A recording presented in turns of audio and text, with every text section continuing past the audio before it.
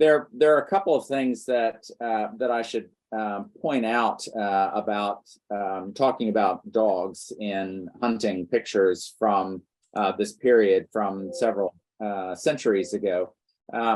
One is that both hunting and dogs have changed considerably in the past several centuries, and so, for example, if we look at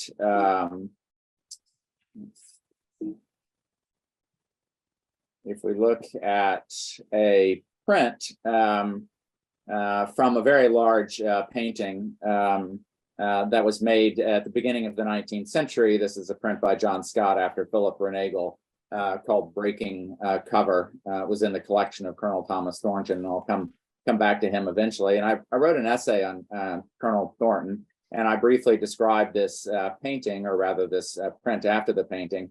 And I said that, and you can see if you agree, that Thornton is waving his cap and twisting in his saddle, his horse in full stride, and exhorting a brace of his hounds to the chase, which seems simple enough. I was pretty sure that he was sitting in a saddle, but I really did not know what I should call his head covering. Is it that he's wearing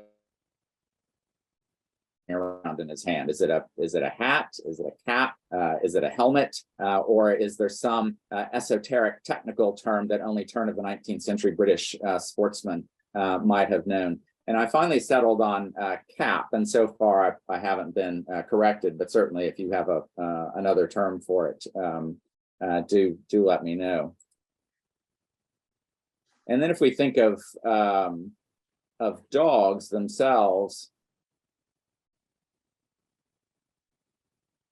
it's often difficult to identify dogs in old pictures because they're not always the same as they are now, since they've often been crossbred, or they may have disappeared entirely. And I don't want to keep referring to them all as dogs, but I also don't want to misname a breed. An example here is a painting in the exhibition by Alexandre François Desportes from the beginning of the 18th century. Still life with a dog and a game. You can see the dog over on the left-hand side. This dog is a French briquet, also known as an Artois hound, which was very popular in France in the 18th century. And Colonel Thornton, whom I just mentioned, claimed to have brought it to Great Britain at the beginning of the 19th century, but it nearly disappeared by the middle of the 20th century until a few enthusiasts found some and began breeding it again. I see I've messed up my video. There we go.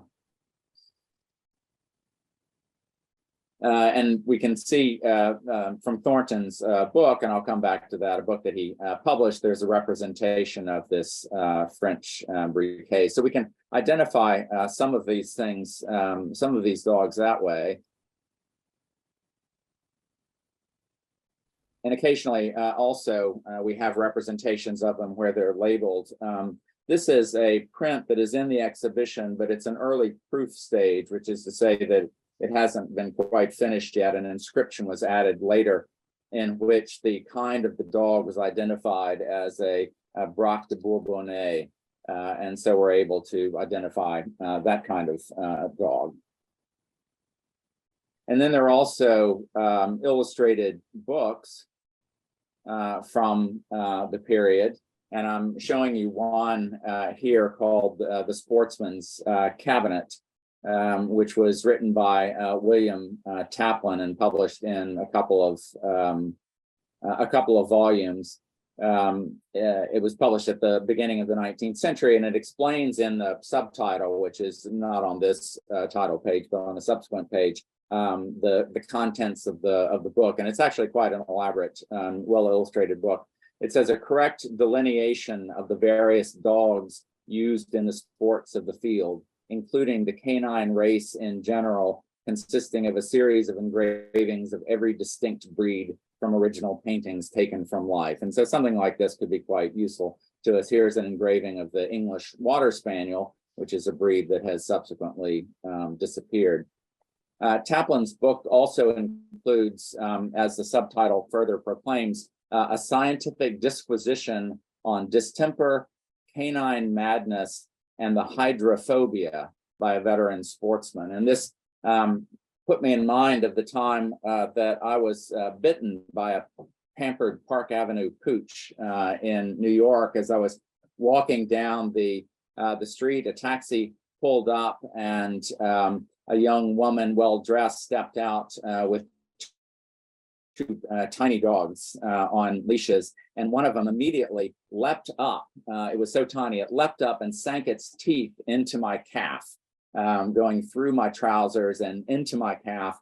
The young woman was apologetic, but I was so flabbergasted that I didn't get any information from her, and I could only assume that this dog had been vaccinated against rabies. But to test my fear of the water, every day for weeks, I would get up and I would look at the water running in the sink to see if I was terrified of it. But of course, if that happens, it's too late anyway, and the rabies will already be too far gone. I should also explain perhaps how this exhibition came about.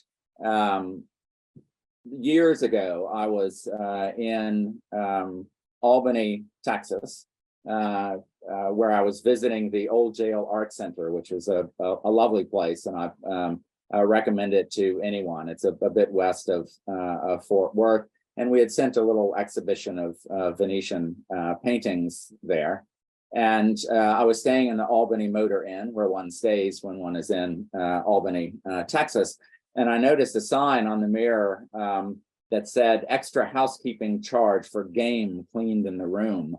I had not brought any game with me, and so I was not going to be cleaning it there. But there was also a sign that said, "Do not keep your dogs in the room." There's a kennel provided for that purpose. And so it suddenly occurred to me that that people might actually be interested in an exhibition about hunting.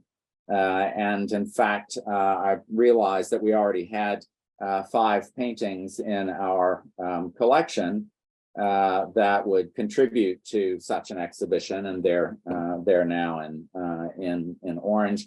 And we were soon able to add a 6th picture, a beautiful still life with a velvet bag. So these paintings are from the 17th and 18th century, which in some senses was a kind of height of hunting as a sport.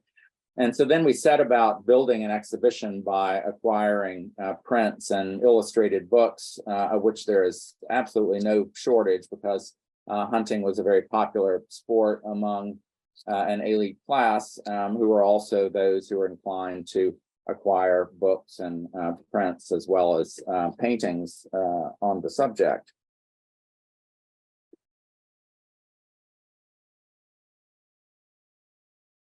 So one of the paintings in the exhibition, you can see this Jan Veit, a 17th century Flemish artist, the hounds resting from the chase at the upper right. And it's a very large picture. So these dogs are effectively life size, and you can imagine something like that hanging in someone's home, or possibly in a hunting lodge. Would have a very powerful effect on the wall. But at the same time, there were lots of prints that were produced on subjects around hunting, and so we began to acquire some of those. In this instance, the artist Jan Veit had also made a series of 8 etchings of dogs, which are included. And the title plate, which you can see at the upper left here, indicates by the person that it's dedicated to how elite the sport was. It was dedicated to a certain Italian nobleman, Don Carlo Guasco, who was the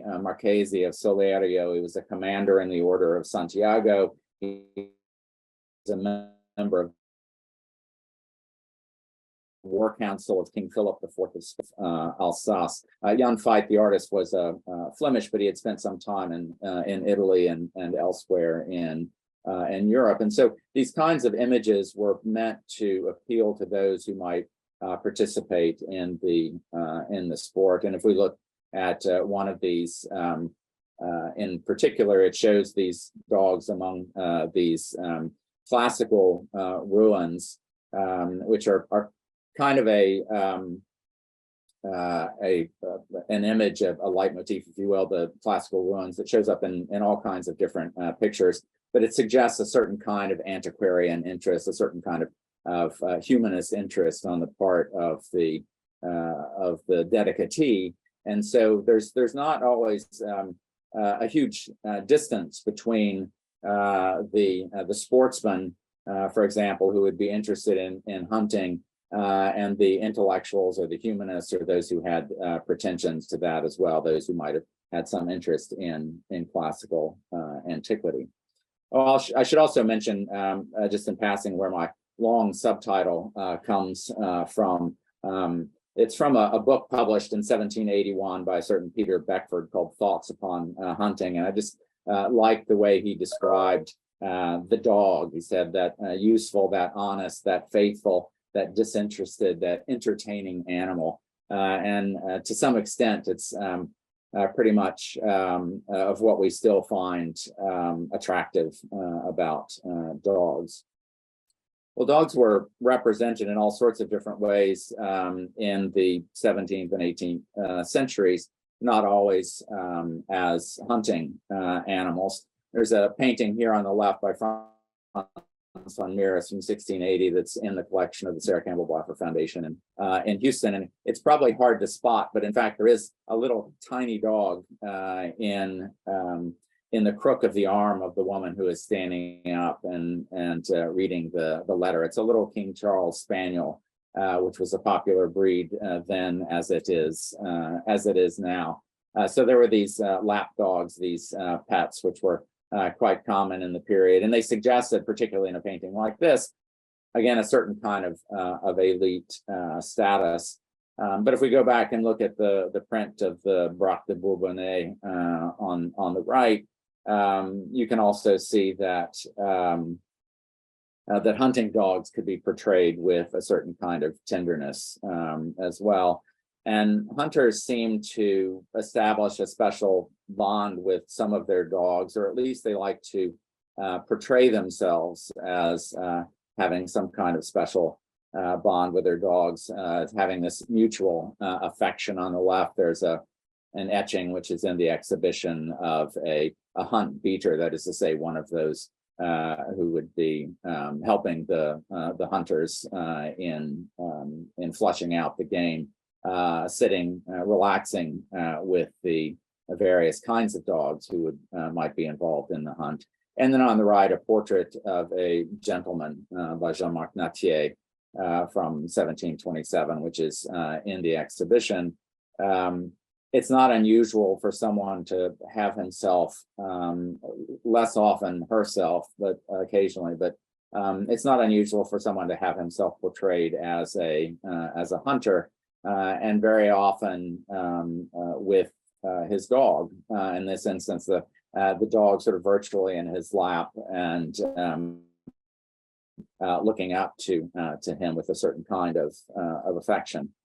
And there's a very old tradition of especially male portraits with hounds or other hunting dogs. And here on the left, you can see it's the Holy Roman Emperor Charles V. And I don't know if you can, I guess you can see my cursor here. He has his sword hilt, he has his dog, and he has his codpiece. And together they form these sort of wonderful markers of distinction. So the hunting dog becomes a kind of attribute for the sitter. In this case, the Emperor Charles V. But even children could be portrayed. And I happened to run across this painting in Antwerp. I saw it very recently, and I found it so charming that I couldn't resist sharing it. So these attributes of the nobility, if you will, particularly these attributes of hunting and dogs, percolate down to portraits of children. Here, it's a rather fearsome looking boy who has a falcon and two dogs, and you can see he's wearing this glove and holding the strap for this hooded falcon that he holds on his left arm. But as you can imagine, images of hunting dogs are portray them as not always so placid. And here is a painting that's now in Australia. It's by Frans Snyders, who was the greatest animal painter of the 17th century, at least in Flanders, who did a number of these hunting scenes along with still lifes and other things. But in any case, it shows a boar hunt and these rather ferocious dogs attacking a very ferocious and very dangerous animal. And the dogs often suffered quite a bit in these encounters. I particularly like the dog at the upper right, who is leaping into the fray. This painting is nearly 8 feet across, so it's an enormous painting. But I would point out that there's another painting of a similar subject by Frans Snyders that's in the Museum of Fine Arts in Boston that is more than twice this width. And so sometimes these pictures could have this really imposing monumentality. And there was no attempt to obscure the violence of the sport. Rather, it seemed to be celebrated. In the exhibition itself, we have a fairly large print, but after a very large painting, after Peter Paul Rubens, also a boar hunt.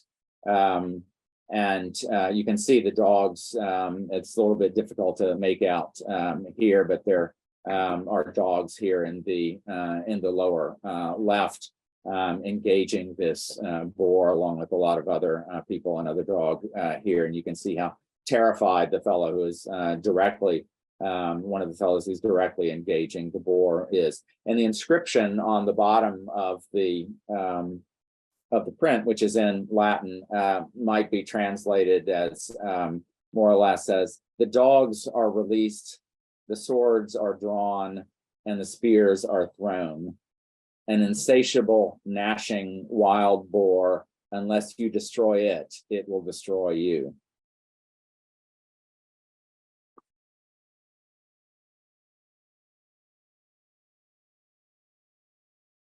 So hunting dogs could be quite ferocious. And I would point out that in these two prints, they were both made by the same artist, or they were designed by the same artist, Jean-Baptiste Utrecht, who was a great animal painter of the 18th century in France. The one on the left, he made the etching himself. The one on the right, which was produced some decades later, was made by a different artist after a painting that Udry had done. But on the right, we have this very calm, even tender scene of the mother with her pups. And then on the left, in action, the dogs, which are engaging and not entirely getting the best of the engagement with a wolf. And there's a inscription here, which might be translated from the French as something like, "This monster starved for carnage." So this is the animal the dogs have to engage. The scourge of shepherds, dogs, and ewes, the more he causes horror and depredation everywhere, the more foolish he is when he is caught. So the idea is that he will eventually be caught, but any number of dogs will suffer along the way. And so much of this imagery seems to look forward to Tennyson's famous line from the next century of "Nature red in tooth and claw." And again, these images don't obscure the violence of it, but seem to, in some instances, to celebrate it. And occasionally there are people who sort of come off poorly from these engagements with animals. This doesn't look like a hunting picture, but it is in the Foundation, Blackford Foundation's galleries in Houston, and I would invite you to come see it. But this painting tells the story, the ancient story of Diana and Actaeon. Diana was the goddess of the moon. Artemis, also known as the Greek goddess, who was a celebrated virgin. She was chaste, and no one could look upon her naked body aside from those nymphs whom she had gathered around herself. And it's a very common subject, both told in antiquity, especially by Ovid and his Metamorphoses, but others as well, and also very frequently painted or depicted in the Renaissance and Baroque periods. And so what we have is an image of Diana at her bath with her nymphs. They were unaware that there was nearby a hunter by the name of Actaeon who was approaching with his dogs, and you can see a detail of him. He's way back in this corner of the painting. This is a tiny painting, so he just barely shows up. You have to look for him there. But he's sort of coming around the corner into this sacred grove. He is completely oblivious to what is about to happen to him.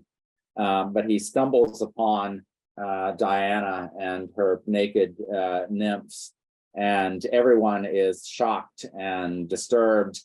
And Diana, who will not allow him to tell anyone that he has seen her naked,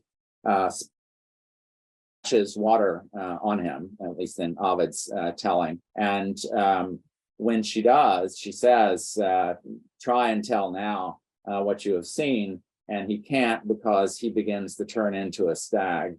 And this is another representation of it. And once he turns it, you can see Diana splashing water on him. But once he begins to turn into a stag, his own hounds turn on him and tear him apart. And I've always thought this was an important lesson to learn, that we must keep in mind, it seems to me, as we are walking through the woods, and if we come upon a grove with a naked goddess and naked nymphs, we should look away. Well, I'd like to spend the rest of our time telling you about one special sportsman and his dogs, the flamboyant Colonel Thomas Thornton, who I've mentioned before, and we see this print of him on horseback exhorting his dogs to the chase. He was said, and I'm quoting here, to be the most enthusiastic, persevering, and universal sportsman, and the most experienced and practical sportsman this country has to boast. And these are comments that were made quite typically about him during his lifetime. He was born about 1751 and died in 1823. He was indefatigably self-promoting. He had himself portrayed numerous times as a sportsman, as in a painting from around 1800, which you see here on your left by Philip Renegal, who was one of his favorite painters. This painting was recently on the art market. And Thornton appears here with his greyhound Major, which you see at the lower right of the painting, and a hooded gerfalcon, which manifests his love of both falconry, and he was greatly responsible for the revival of falconry in Britain toward the end of the 18th century, and in coursing. And it was also Renegal who painted Thornton in action, which you see here at the right in the breaking cover. And Thornton acknowledged that, and I'm quoting here Thornton himself, because he wrote quite a bit. He said, "It has indeed been my uniform wish to enjoy myself through life. And as the race of man is but of short duration, I am still solicitous to skim the cream of existence and leave the blue milk for such as may happen to prefer it." And so Thornton was very much about enjoying his life, and he took a great deal of enjoyment in hunting, but also in all sorts of sporting contests as well. And he was willing to bet on just about everything. He lived in high style on various estates, the most famous of which was called Thornville Royal in Yorkshire. And supposedly there at Thornville Royal, He was said to have had his many horses and hounds paraded before the windows every morning during breakfast. He spent his substantial means on virtually every available type of hunting and fishing, as well as racing horses and dogs, and occasionally wagering on his own speed or other feats of athletic prowess. And he wrote a couple of books, which are in the exhibition, 1 and 2 volumes, publishing his exploits, as others did as well. And these books recount 2 grand sporting tours. One of them, a sporting tour through the northern parts of England and great part of the Highlands of Scotland. And you can see the title page for that on the left. And that tour was around 1786. And then there was a sporting tour through various parts of France, which you see on the right in 2 volumes. And Thornton, who considered himself a man of taste, engaged artists to accompany him on his tours in order to sketch the romantic and picturesque views he encountered and admired, as well as some architecture, and in France, local types as well. So not all the images in these books are hunting scenes, though quite a few of them are. I should point out that thanks to the efforts of a lot of people who digitize books, you can find books like this online if you're interested in reading further. So the artists that accompanied him on the trip, or actually trips to Northern England and Scotland, George Gerard, must have been the basis for a picture by Thornton's 2 favorite painters, Philip Renagle and Sari Gilpin, which is in the Blaffer Foundation collection and is there in the exhibition. And it's called The Display on the Return to Dulnane Camp, August 1786. And it presumably was painted shortly after the tour to the Highlands. Thornton, in his book, described at some length and with obvious pleasure the encampment, the fine turf, a quantity of junipers, 3 small rivers tumbling over their rocky channels, as he says, to unite and form the River Dulnane. Mountains rising steeply on one side, gently rising moors on another. And as he says, that beautifully even immense hill called Croc Franc on another. And then a partial peep at the beautiful forest of Dulnane, he says, about 2 miles distant, all of which he says were rendered more delightful by the extraordinary variety and abundance of game. And in Gilpin's rocky but pleasant valley, the other artist, Renagle, has set a dozen figures. I've always puzzled over which one is Thornton himself. It's not self-evident. You can look at the painting in the exhibition. You can look, I think, also in the exhibition is the frontispiece of the book, which has a representation of Thornton. I suspect this is a detail from the lower right. I suspect it's the fellow here with the falcon, but it's a little bit difficult to say.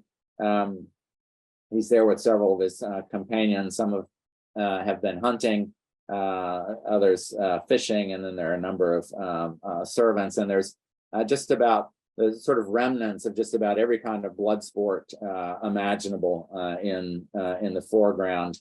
There are miniature games, still lifes, if you will. Also another still life of fish in the center, and it's just a mere fraction of what Thornton encountered and described. He talks about the moor games, snipes, trout, fox, stags, roebucks, ptarmigans, plovers, and on and on. And then at the lower left of the picture, you can see there's some 10 hooded falcons, which are perched, and there's about a dozen dogs of various breeds roaming about in the painting. And this picture was one of the many sporting pictures in Colonel Thornton's notable collection of paintings, which also included old masters from which he occasionally sold and which was largely dispersed a few years before his death. William Taplin asserted that, and I'm quoting, Colonel Thornton is a distinguished patron of the fine arts and is known to possess the first collection of sporting pictures in his kingdom. So he had this rather substantial collection, and we know most of what is in it because of sales catalogs from 1819 and 1820, although it's really difficult to track down all of the works in the collection. But this one is referred to in these catalogs. And among the works in his collection were a number of portraits of dogs, and they provided quite a few subjects for what was a lively market of sporting prints at the turn of the 19th century. So there were a lot of people who would collect prints of portraits of other people's dogs, or people who perhaps couldn't afford paintings but wanted prints which were a lot less expensive. So here, for example, we have a print by John Scott after George Morland, another of Thornton's favorite artists, called A Pointer and a Hare. The hare is a little bit difficult to see. He's kind of down here. From 1805. And it's because of prints like this, in part, that that Thornton's collection could become famous. That would sort of would help to spread his renown as both a sportsman and a collector of art.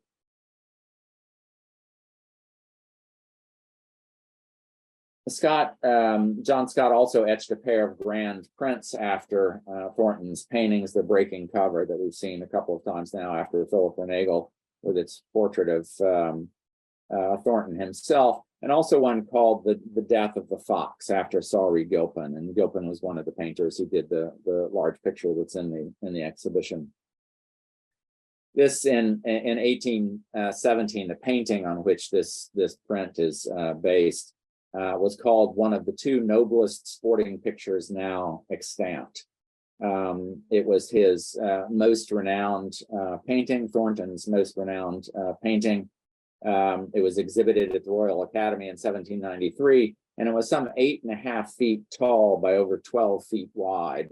So it's essentially life size for these animals in the foreground, and you can imagine the impact that it could have on the wall. And it was widely distributed then through this print, and so it was quite well known. So this author, Taplin, who was describing it, said that he called it the inimitable Death of the Fox, and said it may be considered by every judicious sportsman and scientific amateur the very ne plus ultra of the art. So it's like the greatest of hunting pictures. And he said it presented his readers with what he called a literary delineation of that celebrated picture, that is, that he is describing his picture. And it purported to document a particularly glorious chase on which Thornton had bet a considerable sum of money. And I want to quote to you from this description from Edward Topham in 1817, because it has a kind of bizarre twist to it, but there are several interesting aspects, and it's a little bit long, but I think it's worth doing. So Topham wrote, "The composition is admitted by connoisseurs to be masterly and the tout ensemble sublime. The scene represented in the picture took place at Blackwoods, the distance of about 14 miles from Thornville Royal, that is to say, Thornton's estate in Yorkshire, the seat of Colonel Thornton. In the foreground of the picture is seen Madcap, who offered to match against all England for 5,000 guineas and give half a mile." So it begins to name these dogs. Lounger, whose perfections have been already recounted, is prominent also in the picture. Merkin, Mystery, who is a sister to Merkin and Madcap, Wanton, Chaunter, Dinsley, etc. All dogs of high estimation are included. And so you can get some sense of this culture, this sports the sporting culture of this period, that these dogs were not only named, but they were renowned through images and through texts, descriptions like Topham. But this is where it gets to the bizarre part.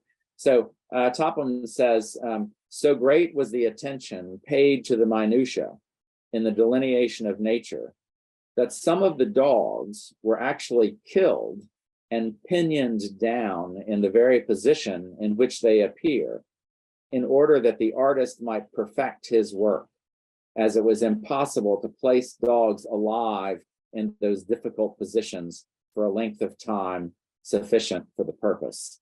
And so the claim here is that because the artist wanted to make this as natural as possible, but couldn't do so with moving dogs, the dogs were killed and positioned in such a way that the artist could portray them.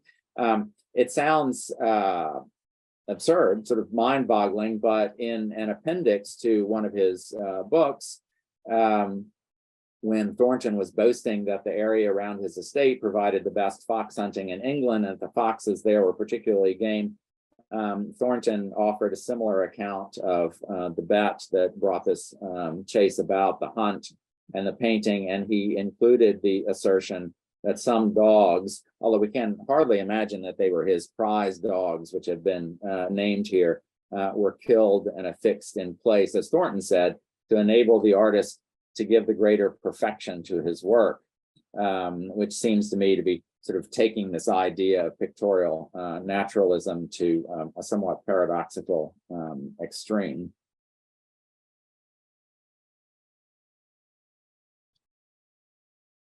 On the other hand, another writer reported that for a portrait, Thornton's famous pointers, Pluto and Juno, kept their point, as he said, when Mr. Gilpin took the sketch from which the picture was painted, upwards of 1 hour and a quarter. And so they were such great dogs, such great pointers, that the artist, again, Sawrey Gilpin, just had them maintain their point for over an hour.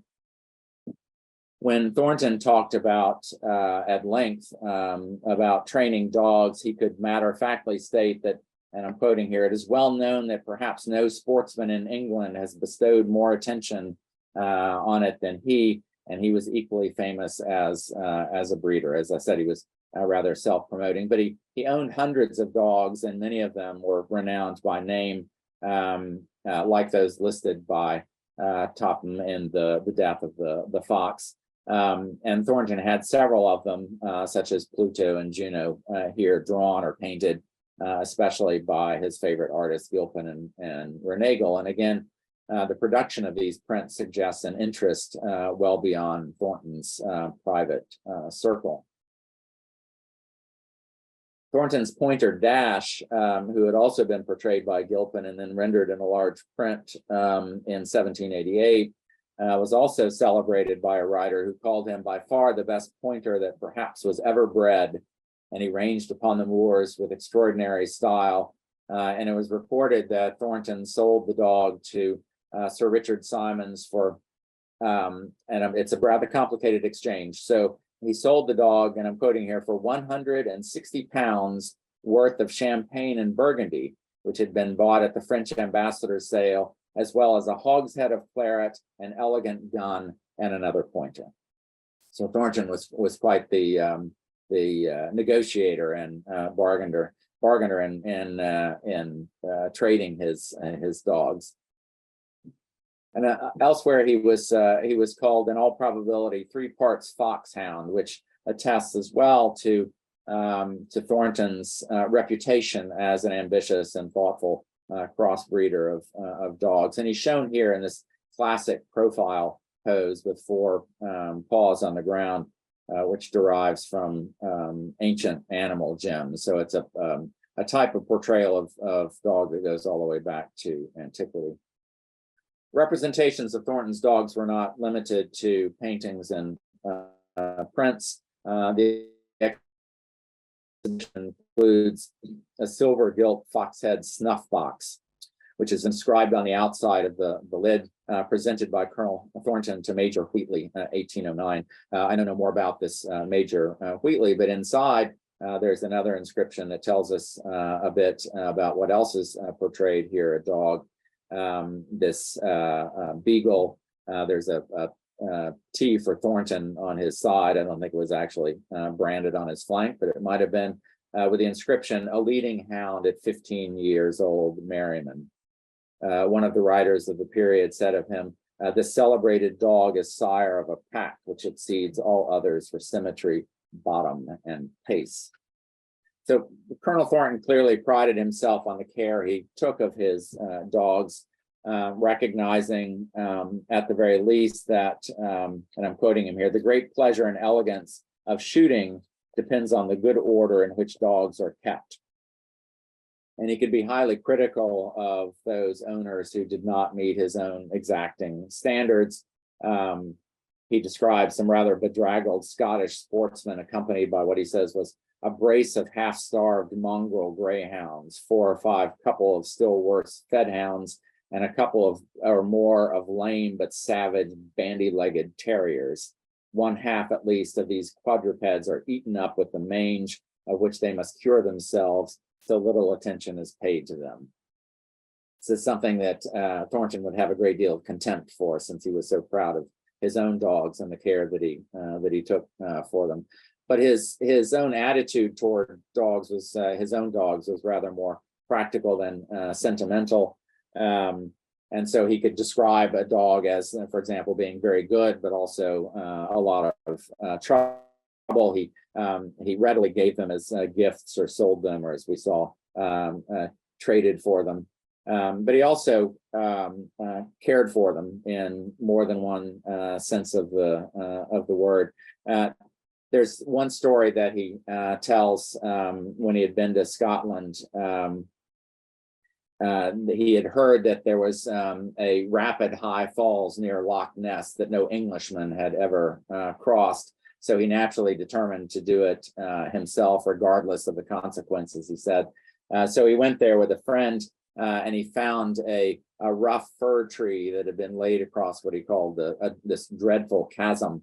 And he successfully crossed, and he was followed by his pointer, Ponto, but the dog wouldn't go back with him. So Thornton turned around and went back to fetch his dog. He said, "Dreading that my dog, a spirited one, on seeing us gone, would attempt it and be lost." And he very cautiously recrossed and took his dog Ponto in his arms. But halfway across, Ponto sprang loose, and Thornton himself fell, but was able, luckily, to cling to the fur and slowly crawl to safety. He feared, as he said, that his dog Ponto had been dashed to atoms, but in fact, the dog had made some immense leap and was safe.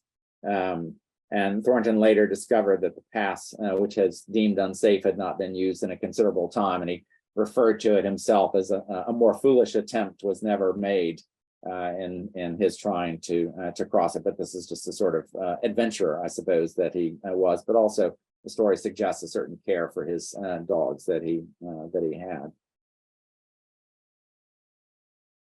In any case, Thornton was able to project a certain mutual affection, or at least ease, with his dogs. And if we look again at this portrait of him with the falcon and his greyhound Major, he includes the animals as extensions of himself, or manifestations of his persona.